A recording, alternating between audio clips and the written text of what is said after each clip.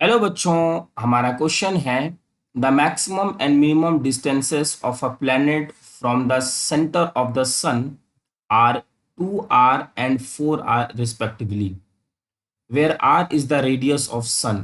Let m be the mass of the sun. The maximum speed of planet is. तो सबसे पहले बच्चों इस क्वेश्चन को हम लोग समझते हैं। ये है, मान लीजिए, उस प्लैनेट के मूव करने का पाथ, जिसे हम लोग इलिप्टिकल पाथ कहते हैं। और हमारा सन यहाँ पे है, मान लीजिए यहाँ पे हमारा, अब यहाँ पे हमारा प्लेनेट बच्चों इस पाथ पे मूव कर रहा है। तो जो हमारे प्लेनेट है उसकी जो सबसे बड़ी डिस्टेंस हो सकती है वो ये हो सकती है, और सबसे छोटी डिस्टेंस ये हो सकती है। जो कि हमें गिवन है, ये है हमारा इस 2r मिनिमम डिस्टेंस, और ये है हमारा मैक्सिमम डिस्टेंस 4r। मान लीजिए कि ये जो हमारा प्लेनेट मूव कर रहा है इसका मास स्मॉल m ले लेते हैं, और सन का मास कैपिटल M हमें गिवन है। हमसे पूछा गया है maximum speed of the planet. सबसे पहले बच्चों एक छोटा सा कंसेप्ट समझ लीजिए। कंसेप्ट ये है कि मैक्सिमम स्पीड प्लेनेट की तब होगी जब डिस्टेंस मिनिमम होगा। डिस्टेंस मिनिमम मीन्स यहां पर इसकी स्पीड क्या होगी, मैक्सिमम होगी, क्योंकि यहाँ पे डिस्टेंस क्या है, मिनिमम। और मिनिमम स्पीड होती है जब डिस्टेंस मैक्सिमम होता है बच्चों। ठीक, मतलब यहाँ पे इसकी जो डिस्टेंस मैक्सिमम है तो स्पीड मिनिमम होगी। हम यहाँ की स्पीड को v2 मान लेते हैं और यहाँ की स्पीड को हम v1 मान लेते हैं। मतलब बच्चों v1 is greater than v2, और हमें मैक्सिमम बताना है, मतलब v1 की वैल्यू हमें कैलकुलेट करनी है। तो जब ये हमारा प्लेनेट यहाँ पे मूव करेगा तो जो इसकी एंगुलर मोमेंटम होगी वो कंजर्व रहेगी। हर एक पॉइंट पे इसका एंगुलर मोमेंटम बच्चों क्या रहेगा, सेम। तो हम ये लिख सकते हैं according to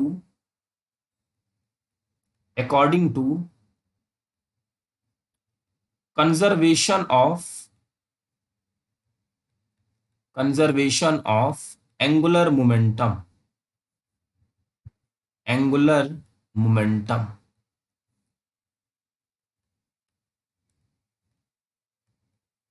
according to conservation of angular momentum, मान लीजिए इस पोजीशन को हमने 1 नाम दे दिया, इसको 2, L1 is equal to L2। बच्चों L1 की वैल्यू क्या होगी, m v1 r1 m v2 r2। m है मास ऑफ द प्लेनेट जो कि कैंसिल आउट हो गया, v1 है हमारी उसकी स्पीड, तो v1 हमने v1 ही ले लिया। और ये है डिस्टेंस, और ये डिस्टेंस कितनी दी हुई है, 2r। ये है v2 और ये डिस्टेंस दी हुई है 4r। यहां से ये कैंसिल आउट, और v1 की बच्चों वैल्यू आ गई है 2 टाइम्स ऑफ v2, और यहां से हम v2 is equal to v1 bye 2 भी कह सकते हैं। ठीक, ये हमारा v1 v2 के बीच में एक रिलेशन आया। अब हमें चाहिए मैक्सिमम स्पीड, मींस v1 की वैल्यू चाहिए। अब v1 की वैल्यू बताने के लिए हम ऐसा लिख सकते हैं, according to conservation of energy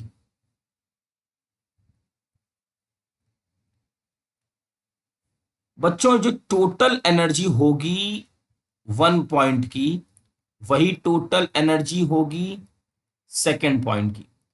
अब टोटल एनर्जी होता है potential energy plus kinetic energy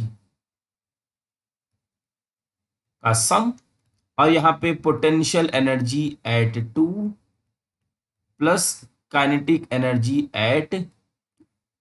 अब पोटेंशियल एनर्जी इसकी कितनी होगी बच्चों, इन दोनों के बीच में potential energy minus G M upon 2r plus half mv1 square, यहां पे हो जाएगी -GMM upon 4r plus half mv2 square.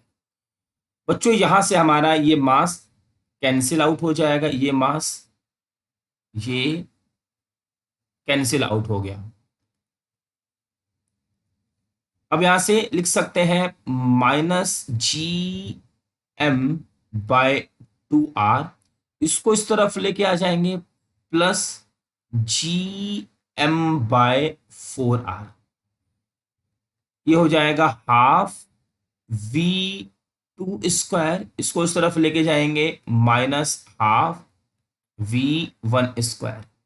अब यहां से एलसीएम लिया जा सकता है 4r, ये हो जाएगा -2GM plus GM is equal to half v2 square, या फिर यहां पे हम ऐसे लिख सकते हैं बच्चों, यहां से v2 की या फिर v1 की वैल्यू पुट कर सकते हैं। चलिए v2 की वैल्यू पुट कर देते हैं, ये हो जाएगा हाफ v2 की वैल्यू है v1/2 का स्क्वायर, है ना, v2 की वैल्यू v1/2 का स्क्वायर माइनस v1 स्क्वायर/2, ये -2GM plus GM minus GM upon 4r, ये हो जाएगा 2 2 4 मीन्स v1 स्क्वायर/8 माइनस v1 स्क्वायर/2।